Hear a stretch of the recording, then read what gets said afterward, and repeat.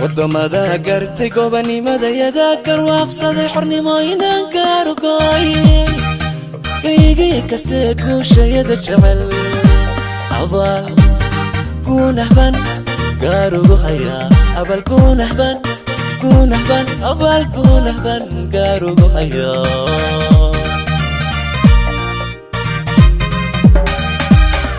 wadamada gartay gobanimada yada garwaaqsaday xornimooyinan gaarugooy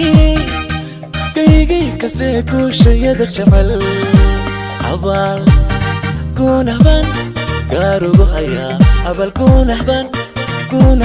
abal gunahban gaarugu haya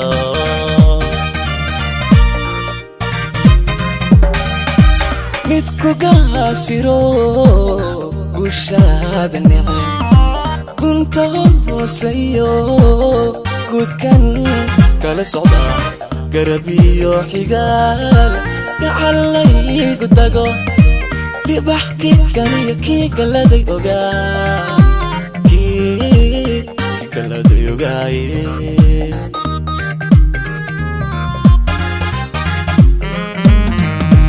ميتكو قاسيرو قشاد النعم كنت هوسيو كودكن كلا صعدا قربي وحقال كعلي قدقو لي بحكي كان يكي كلا دي اوغا كي كلا دي اوغاي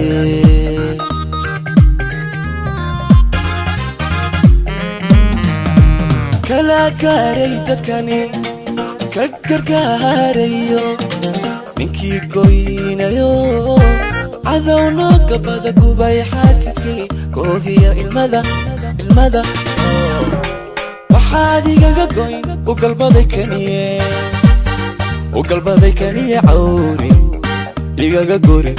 عوري قوري الرحمن الرحيم مدحوينها جمهورية سوماليلاند iyo wafdi uu hogaaminayo oo ka kooban xubno kamid ah golaha wasiirada Jamhuuriyadda Soomaaliland wasiirka warfaafinta Jamhuuriyadda Soomaaliland wasiirka gaashaandhigga